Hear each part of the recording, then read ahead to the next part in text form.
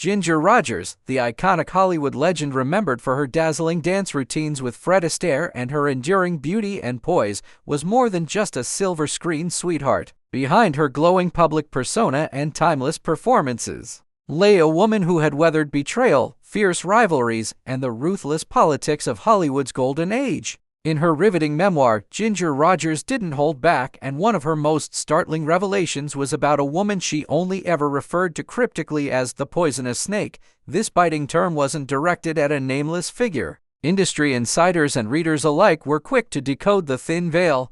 Rogers was referring to none other than her longtime rival and fellow starlet of the silver screen, Bette Davis. This revelation, buried deep in a memoir filled with Hollywood glamour, dance routines, and personal heartache, cast a dark shadow over the industry's carefully polished image of camaraderie between its stars. What followed was a wave of re-examination of old interviews, studio memos, casting decisions, and press articles, all of which now seemed to carry hidden meanings. The Ginger Rogers-Bette Davis rivalry had been real and far more venomous than the public ever suspected. Ginger's memoir, released decades after the height of her stardom, served not just as a nostalgic retelling of dance numbers and red carpet events, but as a release of truths that had weighed on her for years. Among the most controversial chapters, she recounts her interactions with Davis, describing them as cold, calculating, and manipulative. According to Rogers, Davis often undermined her behind the scenes, using her powerful influence with Warner Bros.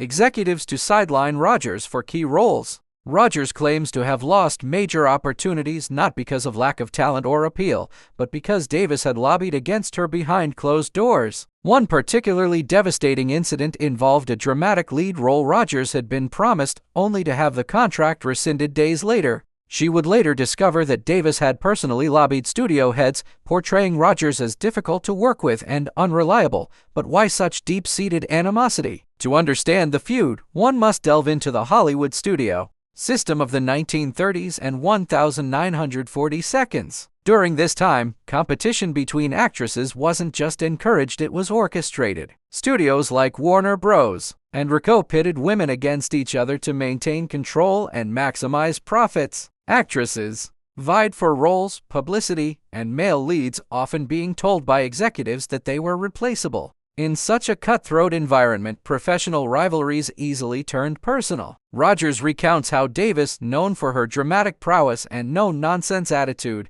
viewed her as a threat not just because of her popularity, but because Rogers' blend of dance, charm, and beauty was something Davis never had in her repertoire.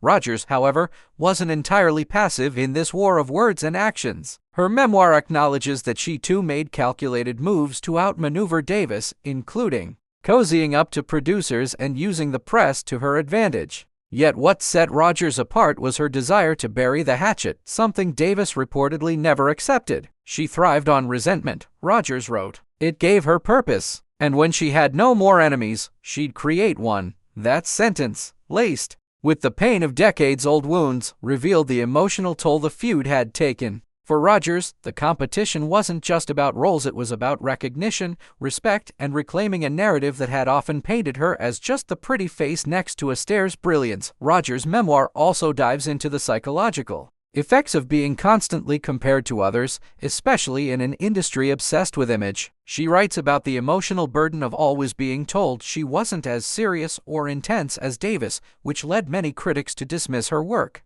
as fluff. Yet Rogers was one of the few actresses of her era to seamlessly transition between comedy, drama, and musicals. Her Oscar win for Kitty Foyle was proof of her dramatic capabilities, but even that was downplayed by certain media outlets, some of which, Rogers believed, were influenced by Davis's PR team. Every time I soared, someone would be there to pull the strings and bring me down, she wrote. And more often than not, that someone had Betty's fingerprints all over it. The public was not privy to this feud, in part because the studios worked hard to preserve the illusion of unity among their stars. Any hint of personal conflict was quickly sanitized. But Rogers' memoir shatters this illusion, painting a portrait of a Hollywood where ambition masked insecurity, and friendships were as much about strategy as they were about sincerity. Through heartbreaking anecdotes and blistering honesty, she reveals how her trust in colleagues was betrayed multiple times, leading her to become guarded and isolated in later years. Her writing style is graceful yet biting, often peppered with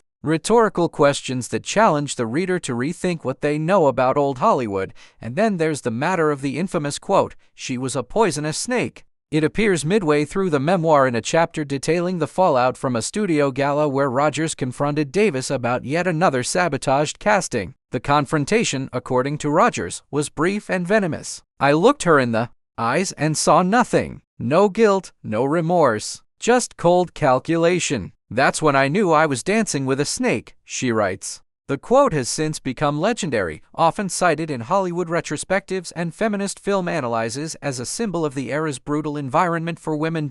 In later interviews, Rogers softened her tone slightly, acknowledging that Davis was a brilliant actress and formidable woman, but never retracted the central claims. She remained steadfast in her belief that Davis had intentionally tried to destroy her career. Still, she also expressed sadness over what could have been. "We could have ruled the industry together," she wrote, "but she chose war instead of sisterhood." The memoir's release reignited public interest in both women's careers, leading to renewed debates among film historians and fans. Was Davis truly the villain Rogers painted her to be? Or was this another case of two powerful women forced into unnecessary competition by a system designed to exploit their ambition? Whatever the case, Rogers' bravery in exposing the toxicity she endured struck a chord with many in the industry, particularly younger actresses who found her story both cautionary and empowering. What makes Rogers' memoir stand out is not just the revelation of her feud with Davis, but the broader themes of betrayal, resilience, and the human cost of fame. She pulls back the curtain on an era often romanticized, revealing the harsh realities beneath the glitz. Her story is a powerful reminder that behind every Hollywood smile is a history, a struggle, and often a wound that never fully heals. By the end of the memoir, Rogers doesn't ask for pity or vengeance. Instead, she offers insight. "Time reveals the truth," she writes in the final chapter. "And while I danced in heels and smiled for the cameras, I was learning to survive a jungle. Some of us did it gracefully, some of us lashed out, but all of us, in our own way, were trying not to get bitten." In the end, "She was a poisonous snake" is not just a jab at a rival, it's a metaphor for the environment Rogers and countless women in Hollywood endured. It's about the venom of envy, the fangs of betrayal, and the venomous whispers that could end careers. Ginger Rogers' confession was more than just gossip, it was a courageous act of truth-telling in an industry that preferred silence. The memoir remains one of the most brutally honest accounts of classic Hollywood, a necessary read for anyone who believes the golden age of cinema was all glitter and no shadows. Through her words, Ginger Rogers gave herself the final word, not just on her feud with Bette Davis, but on an era that often demanded women fight to the death for a spotlight that rarely showed their scars.